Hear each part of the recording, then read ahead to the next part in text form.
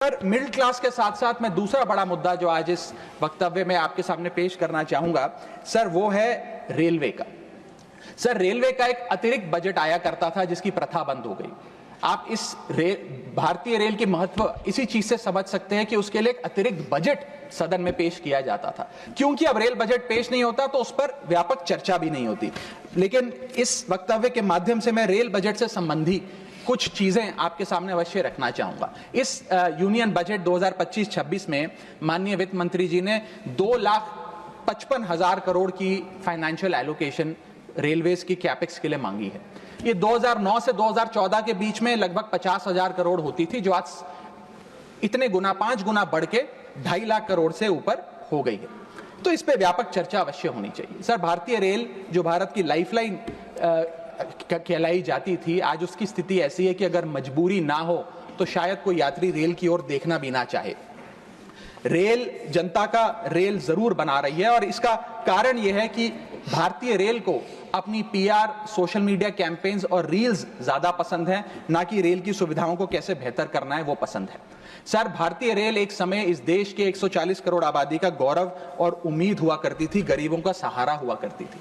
लेकिन आज मैं बताना चाहता हूं कि भारतीय रेल की वो स्थिति है जो शायद ही पूरे सब कॉन्टिनेंट के तमाम रेलवे से अगर आप कंपेयर करें तो बद से बदतर होती जा रही है। सर, जितनी आबादी ऑस्ट्रेलिया की है, स्विट्जरलैंड की है, डेनमार्क की है, स्वीडन की और अन्य देशों की है, उससे ज्यादा लोग भारतीय रेल में रोज सफर करते हैं। सर, इतना महत्व है भारत की रेलवे का। लेकिन कई बड़ी चिंताएं आज भारत के एक आम रेल यात्री को सता रही हैं, जो मैं चाहूंगा इस बजटरी एलोकेशन के माध्यम से वित्त मंत्री जी और रेल मंत्री जी इसे एड्रेस करें। पहला है सर, घटती रफ्तार और बढ़ता किराया। सर, जहां दुनिया की ट्रैवल की रफ्तार बढ़ रही है, वहीं भारतीय रेल जो हमारी लाइफलाइन है उसकी रफ्तार घट रही है। पहले तो सर शताब्दी और राजधानी की स्पीड कम कर दी गई ताकि वंदे भारत की स्पीड बढ़ा दी जाए और उसको फास्टेस्ट ट्रेन घोषित किया जाए। लेकिन अब जून 2024 की रिपोर्ट बताती है कि वंदे भारत की भी स्पीड को कम कर दिया गया है। बताया जा रहा है कि हमारे रेल ट्रैक्स उतने पर्याप्त नहीं है कि इतनी तेज रफ्तार पे वंदे भारत भाग सके।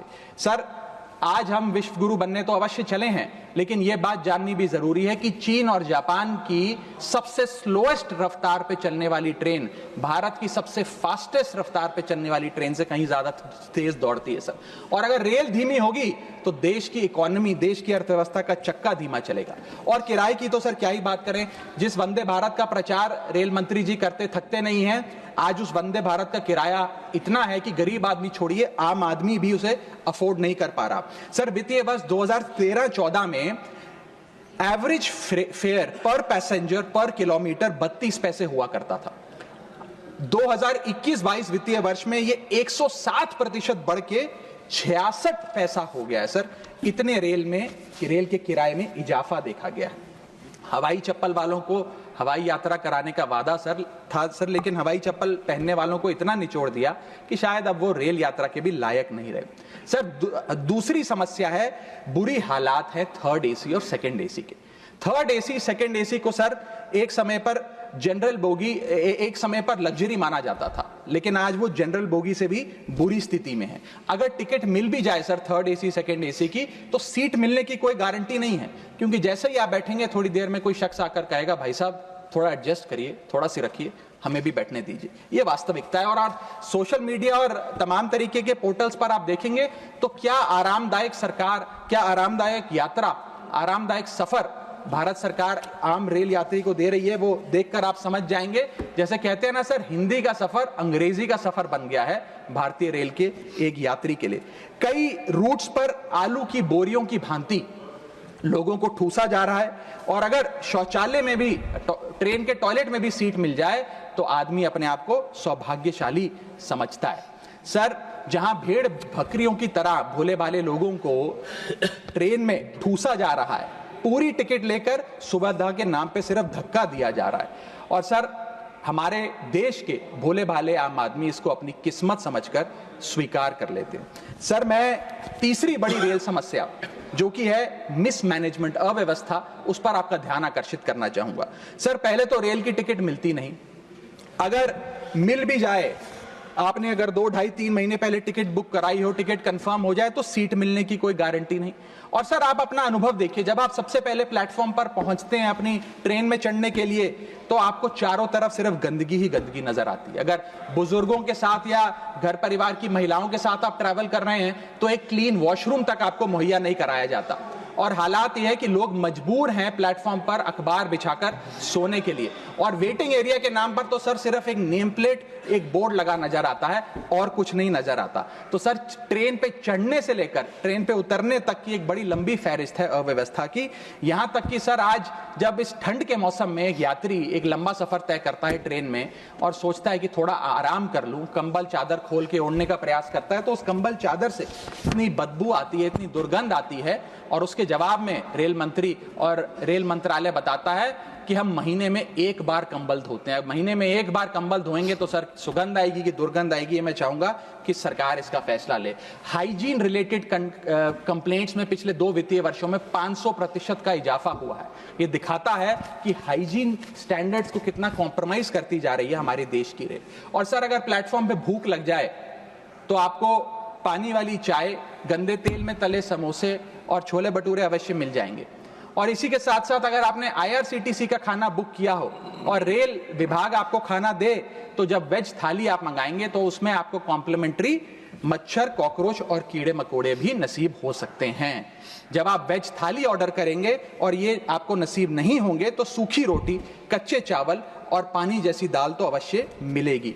सर महाकुंभ को लेकर कई आयोजन बड़े बड़े किए गए और कहा गया कि भारतीय रेल बड़ी सक्रिय होकर महाकुंभ का आयोजन कर रही है। मैं बताना चाहूंगा कि प्रयागराज का रेलवे स्टेशन और आसपास के कई रेलवे स्टेशन को बंद करना पड़ा क्योंकि सरकार क्राउड मैनेजमेंट नहीं कर पाई। और कहां पर ये स्पेशल ट्रेन चल रही है महाकुंभ के लिए, मैं पूछना चाहूंगा कोई व्यक्ति है जिसके पास एक स्पेशल ट्रेन की कंफर्म टिकट है सर? और सर मैं चौथी बड़ी चीज जिस पर आपका ध्यान आकर्षित करना चाहूंगा वो है आम आदमी से लूट। सर पहले तो IRCTC की वेबसाइट का इंटरफेस कुछ इस प्रकार है कि आप टिकट बुक नहीं कर पाएंगे। जब बुक करने के लिए थर्ड पार्टी एप्स पे जाएंगे तो वो आपसे मोटा कमीशन लेंगी। आप खुदा ना खास्ता आपकी यात्रा कैंसिल हो जाए तो मोटा कैंसिलेशन चार्ज भी आपसे वसूला जाएगा।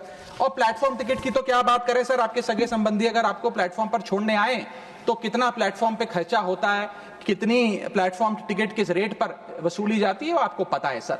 और हालात ऐसे हैं कि वहां पर बिस्लरी का पानी आप प्लेटफॉर्म पर खरीदिए तो बिलसेरी का नकली पानी आपको दिया जाता है। ऐसे ऐसे ब्रांड्स के चिप्स, चॉकलेट्स, बिस्किट्स और पानी दिया जाता है जिन ब्रांड्स का आपने कभी नाम नहीं सुना। सर 5वीं समस्या है ज्यादा से ज्यादा नॉर्मल ट्रेन चलाने की आवश्यकता। सर बुलेट ट्रेन और वंदे भारत से ज्यादा किफायती यात्रा नॉर्मल ट्रेन में हो जाए तो देश का आम आदमी खुश हो जाएगा। आज इस भीषण महंगाई और भयंकर बेरोजगारी का आलम कुछ इस प्रकार है कि लोगों के पास समय ही समय है लेकिन पैसा नहीं है। भले ही आप आधा 1 घंटा रफ्तार धीमी कर दें लेकिन 2000 रुपए में मिलने वाली टिकट को ट्रेन की 500-600 रुपए कर दें तो आम आदमी का बहुत भला हो जाएगा। सर इसी के साथ साथ मैं बुजुर्गों की बंद हुई सब्सिडी पर भी आपका ध्यान आकर्षित करना चाहूंगा। 2020 में सरकार ने बुजुर्गों को मिलने वाली रेल टिकट पर जो सब्सिडी थी वो बंद कर दी, जिसके चलते सरकार ने काफी ढोल बजाकर कहा कि वित्तीय वर्ष 22-23 में उन्होंने 2242 करोड़ पैसे 150 मिलियन सीनियर सिटीजन से वसूल किए हैं, यानी कि 2200 करोड़ की रेलवे की इनकम में इजाफा हुआ। अब बताइए सर, क्या हम अपने बड़े बुजुर्गों की हड्डियां निचोड़कर भी पैसा वसूलेंगे? पूरी जिंदगी भर काम करने के बाद एक सीनियर सिटीजन सोचता है कि रिटायरमेंट के बाद तीर्थ करने जाऊंगा, धार्मिक स्थानों पे जाऊंगा, लेकिन आज हम ये सब्सिडी बंद करके उन पर महंगाई का एक बड़ा बर्डन डाल रहे हैं। मैं वित्त मंत्री जी को और रेल मंत्री जी को कहना चाहूंगा कि अगर ये बड़े बुजुर्ग तीर्थ यात्रा पे जाएंगे तो शायद आप ही के लिए दुआएं मांगेंगे। सर इसी के साथ साथ मैं रेल और जनता की सुरक्षा, ये मेरा आखिरी पॉइंट है सर, इसके टुवर्ड्स भी आपका ध्यान आकर्षित करना चाहूंगा। सर पहले सुरक्षित यात्रा की गारंटी हुआ करती थी, आज कोई गारंटी नहीं। रेल मंत्री कहते हैं हमने कवच सिस्टम नाम का एक नया सिस्टम लागू किया है जिससे अब रेल दुर्घटनाएं बंद हो जाएंगी। सर क्या 1 महीना भी ऐसा बीता कवच सिस्टम लागू होने के बाद जब रेल दुर्घटना का कोई समाचार हमारे पास नहीं आया? सर बीते 5 सालों में 200 से ज्यादा रेल एक्सीडेंट्स हुए हैं जिसमें 400 से ज्यादा लोगों की मौत और अनगिनत लोग इंजर हुए हैं। CAG की वर्ष जो अभी रिपोर्ट आई वो बताती है कि वित्तीय वर्ष 2018 से 2021 के भीतर जितनी भी ट्रेन एक्सीडेंट्स हुए उसका 75% कारण लैक ऑफ ट्रैक मेंटेनेंस, यानी कि रेल ट्रैक की मेंटेनेंस में जो कमी है उसकी वजह से रेल की दुर्घटनाएं हो रही हैं। हम ये हाउस 2.5 लाख करोड़ रुपए सैंक्शन करने जा रहा है भारतीय रेल को। मुझे उम्मीद है कि कम से कम ट्रैक मेंटेनेंस तो ठीक ठाक तरीके से रेलवे विभाग कराएगा। सर, इसी के साथ साथ जितनी भी ये समस्याएं बताई गई हैं, अगर रेल मंत्री रील से ज्यादा रेल पर ध्यान दे तो अवश्य इसका इलाज हो जाएगा। मैं 4 पंक्तियां एक आम रेल यात्री के अनुभव को एक्सप्लेन करते हुए आपके सामने पढ़ना चाहूंगा। सर, अजब गजब चल रहा है रेल का खेल, हमेशा गाड़ी लेट तो कहीं ब्रेक फेल, महंगी टिकट के बाद भी सीट मिलने की आस नहीं, सुरक्षित पहुंच जाएं इस बात पर विश्वास नहीं, भिड़ रहे हैं ट्रेनें, मर रहे हैं लोग, रेल मंत्री लगा रहे हैं अमृतकाल का भोग, बुकिंग से लेकर टिकट कैंसिलेशन तक दर्जनों टैक्स का जाल, भेड़ बकरियों की तरह ठूसे जा रहे हैं लोग, कैसे मनाएं अमृतकाल। बेरोजगारों के देश में हो रही है बुलेट ट्रेन की बात, सरकार कैसे समझेगी आम आदमी के मन के जज्बात। रेल मंत्री को रेल नहीं रील पसंद है, टिकट के नाम पर मनमाना बिल पसंद है, खाना मांगने पर मिलता है कॉकरोच, छिपकली और मच्छर, इतना बदहाल हो चुका है हमारी लाइफलाइन का स्ट्रक्चर।